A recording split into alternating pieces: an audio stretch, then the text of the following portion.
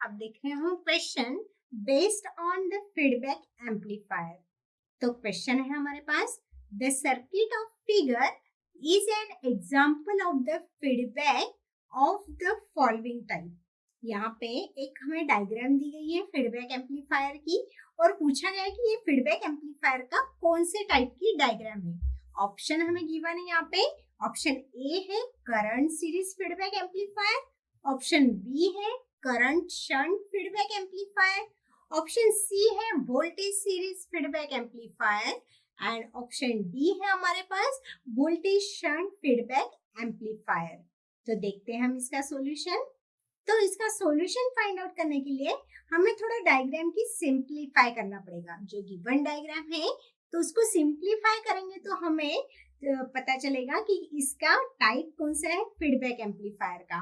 तो सिंप्लीफाई के लिए जो यहाँ पे डायग्राम दी गई है उसमें एक जो ट्रांजिस्टर दिया गया है उस ट्रांजिस्टर को हम कॉमन इमिटर ट्रांजिस्टर के टाइप से ले लेंगे। फिर यहाँ पे एक VCC के पास जो रजिस्टर दिया गया है उस रजिस्टर को हम यहाँ पे RB बेस रजिस्टर ले लेंगे और यहाँ पे ये हो जाएगा पॉजिटिव VCC।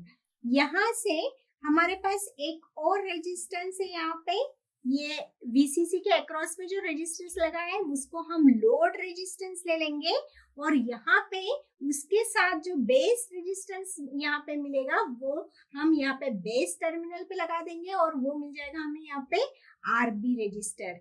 RB रजिस्टर के साथ हम यहाँ पे एक इनपुट वोल्टेज सप्लाई वोल्टेज लगा देंगे VI और उसको हम ग्राउंड टर्मिनल से कनेक्ट कर देंगे और ये RB रजिस्टर के साथ यहाँ पे एक कॉमन कपलिंग कैपेसिटर लगा देंगे और इसके अक्रॉस में हम आउटपुट वोल्टेज ले लेंगे।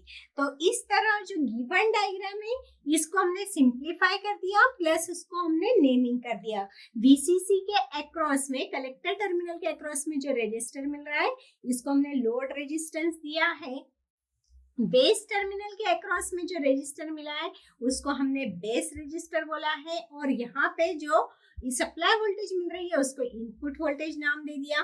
कॉमन इमिटर कॉन्फ़िगरेशन में बनाया हमने इसको, इसके अक्रॉस में एक कॉमन कपलिंग कैपेसिटर लगा दिया CC और उसके अक्रॉस में हमने आउटपुट वोल्टेज ले लिया।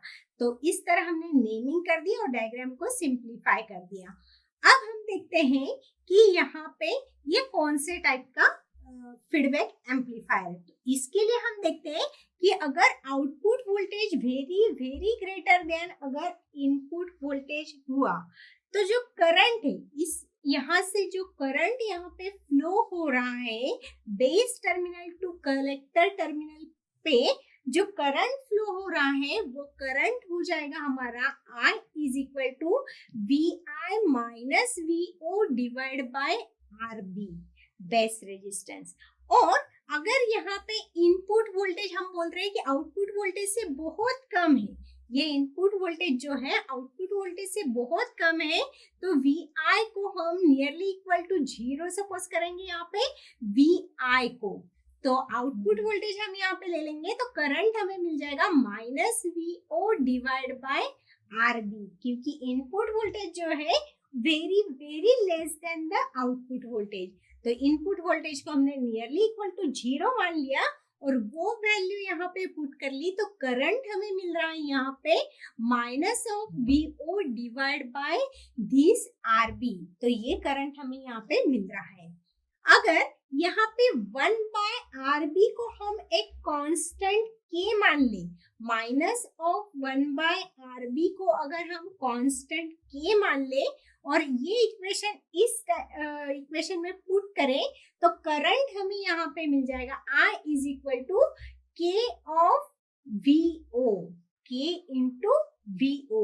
इसलिए अगर जो करंट है यहाँ पे फीडबैक करंट जो है I ये प्रोपोर्शनल रहेगा अगर आउटपुट वोल्टेज पे तो हमारे यहाँ जो डायग्राम दिख रही है ये डायग्राम होगी हमारी वोल्टेज शंट फीडबैक एम्पलीफायर की।